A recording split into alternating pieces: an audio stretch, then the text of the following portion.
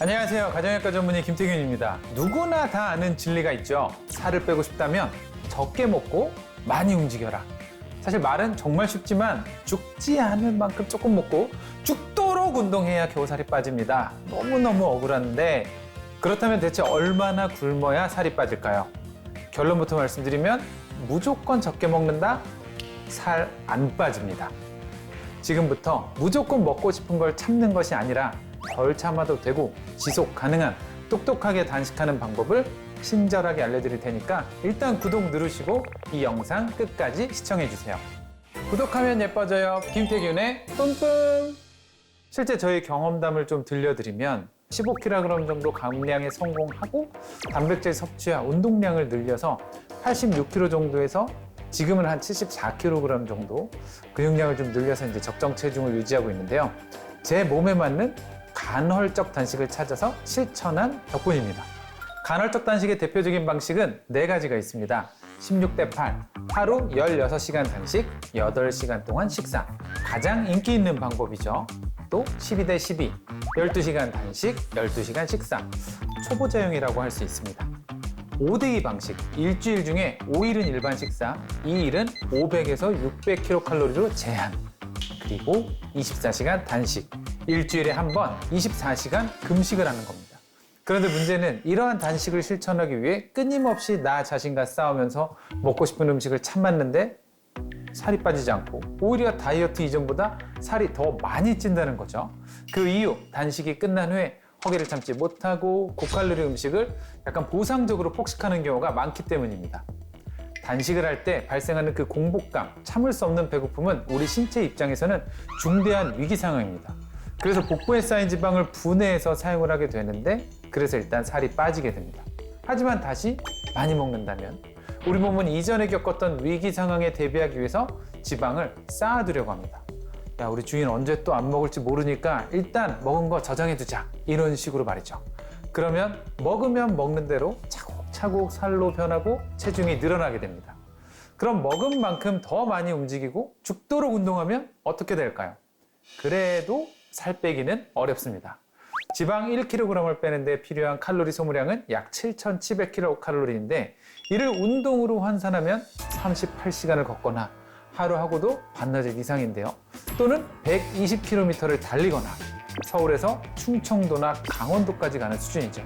아니면 스쿼트를 15,000회 이상 해야 합니다. 그거 하면 이제 아마 못 걸어 다닐 텐데 거의 불가능하죠. 그래서 똑똑하게 단식하는 것이 훨씬 더 좋습니다. 자, 그럼 덜 참아도 되는 지속 가능한 간헐적 단식 자세히 한번 알아볼까요? 먼저 아침 단식과 저녁 단식이 있는데요. 아침 단식은 저녁에 식사하고 다음날 아침부터 먹는 겁니다. 16대8 단식을 예를 들면 오후 8시에서 다음날 정오까지 단식을 하는 거죠. 초보자들에게 적합한데요. 사실 요즘 바쁜 아침이라 식사를 거르고 출근해서 점심 먹는 분들이 많습니다.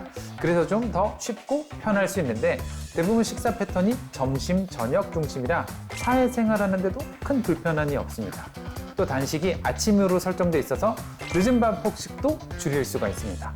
하지만 아침을 식사를 거르면 혈당이 떨어져서 집중력도 떨어질 수 있고 피로감도 뭔가 잘 느껴질 수 있고 점심과 저녁에 단백질 섭취가 어려운 경우 근육이 함께 빠질 수도 있습니다. 저녁 단식은 아침, 점심만 먹고 저녁을 생략하는 건데요. 예를 들어 오후 3시 이후 금식, 그리고 다음날 아침까지 단식을 하는 겁니다. 인슐린 감수성은 낮보다 밤에 떨어지기 때문에 혈당 관리에 좀 더 유리할 수 있고 공복 상태로 잠자리에 들면 위장 부담이 적어서 숙면에도 도움이 됩니다. 하지만 저녁 약속이나 가족 식사에 참여하기 힘들어서 생각보다 사회적인 제약이 좀 많고 밤에 느껴지는 공복감에 특히나 이 야식의 유혹을 떨치기가 굉장히 어렵습니다. 하지만 그럼에도 저녁 단식의 장점은 정말 많은데요. 우리가 자는 동안 엄청난 일이 일어나기 때문입니다.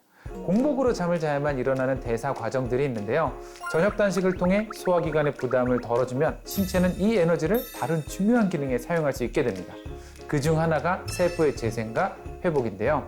세포의 재생 능력이 좋아지면 생체 나이를 거꾸로 되돌릴 수 있습니다. 살이 빠지는 것뿐만 아니라 젊어질 수 있다는 건데요.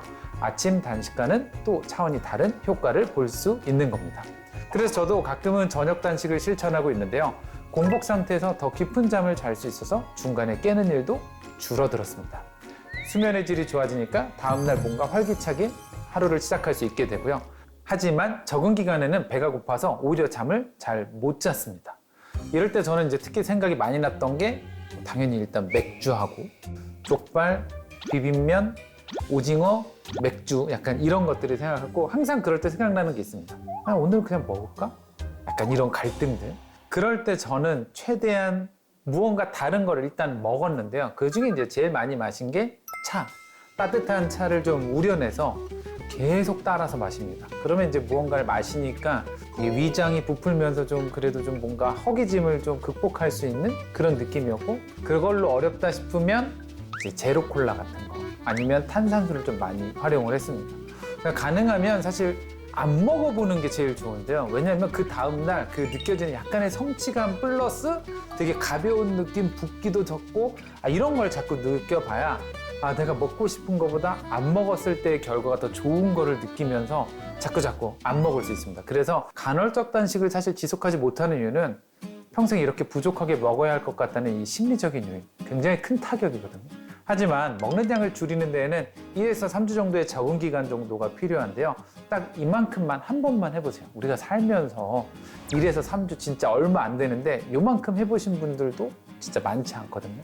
진짜 한 3주 정도만 딱 한 번 맘먹고 해보시면 생각보다 어렵지 않고 금방 지나갑니다. 이 단기간의 조절만으로도 먹는 약은 변할 수 있고요.